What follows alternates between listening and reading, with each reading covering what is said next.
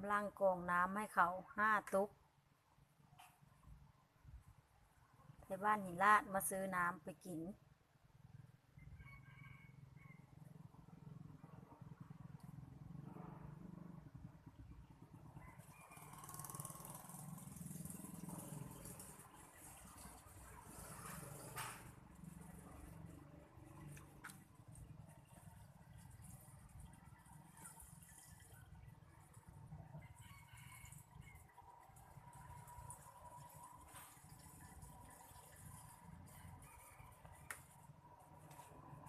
เป็นยังเจ้าคือต่อสายลงมาเท่า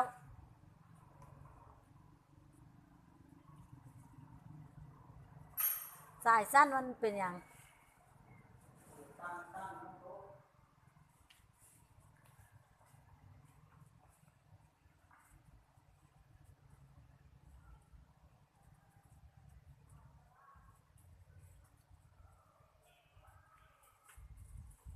สิเอาถุงยางมาครอบปากให้กับเจ้า